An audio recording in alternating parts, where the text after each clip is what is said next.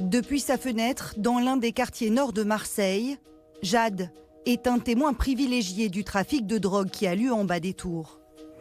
C'est devenu infernal.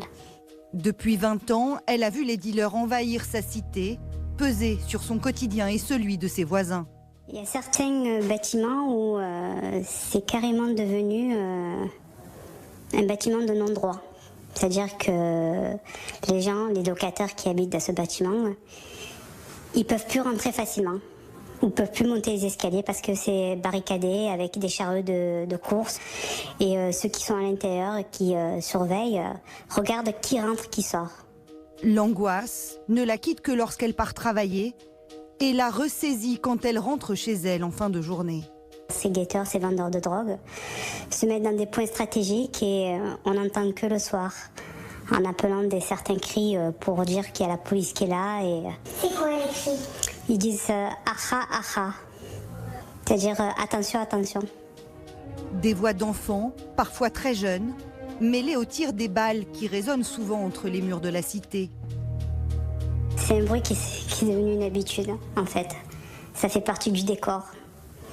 Maintenant, on n'y fait plus attention. Quand on attend de tirer, après, on ferme les fenêtres et voilà, l'histoire est réglée. Se barricader et faire profil bas, le seul moyen pour éviter les représailles. Car dans ces quartiers, le trafic de drogue se fait au grand jour. Les trafiquants aujourd'hui n'ont plus peur de rien. Ils voient les films comme tout le monde, donc ils s'équipent comme il faut. Ils n'ont plus aucun scrupule. Il faut bien le savoir. C'est que le jeu en vaut la chandelle, c'est que ça rapporte des centaines de milliers d'euros. Il ne faut pas se leurrer. Ils se disent on va prendre le maximum d'argent. On n'est pas forcément sévèrement condamné. La police, ils font ce qu'ils peuvent avec les moyens qu'ils ont. Des moyens insuffisants qui alimentent un sentiment d'impunité. En ce début mars, les policiers tombent par hasard sur un prospectus jeté à même le sol. Dans la cité de la Solidarité, une petite annonce qui commence comme une offre d'emploi anodine. Nous recherchons un vendeur en temps plein, c'est même plus des mi-temps, c'est des temps pleins, en charge de l'accueil des clients et de la bonne vente. Et effectuer des contrôles visuels en cas d'arrivée des forces de police, transmettre l'information aux vendeurs. Une annonce pour recruter des guetteurs ou des dealers. Le business se porte bien. En moyenne, une cité marseillaise peut tourner à 1 million d'euros par mois. On franchit un pas supplémentaire dans la provocation et dans le sentiment d'impunité.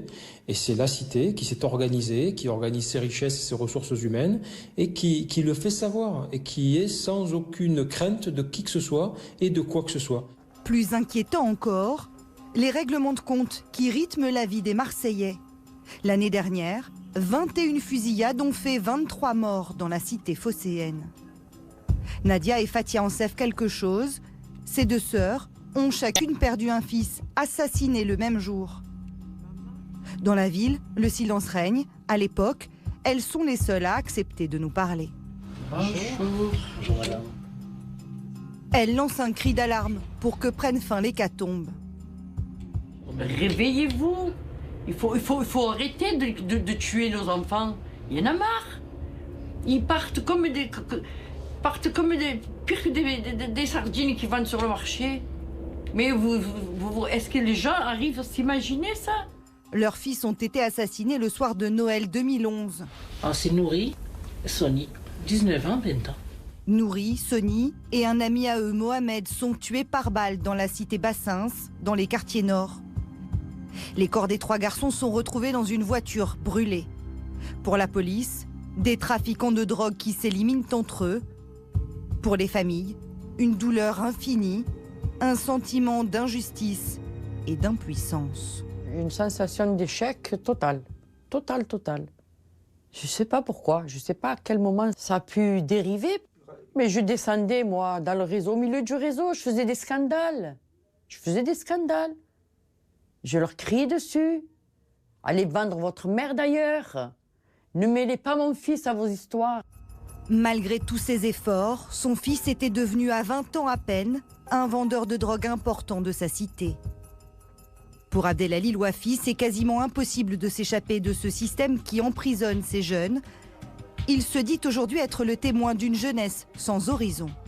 On ne donne pas les moyens aujourd'hui pour vraiment sortir de notre difficulté sociale. Quand vous avez des terrains municipaux, des piscines qui ferment pendant les vacances scolaires, Alors quand on parle de vacances scolaires, ça veut dire qu'on a des gamins qui sont en vacances, qui sont inactifs. Le procès des assassins de Nouri, Sony et Mohamed a eu lieu en décembre 2015. Les auteurs étaient des amis d'enfance. Pour ce triple meurtre, ils ont été condamnés à 25 ans de réclusion criminelle. Encore des vies gâchées par le trafic de drogue à Marseille.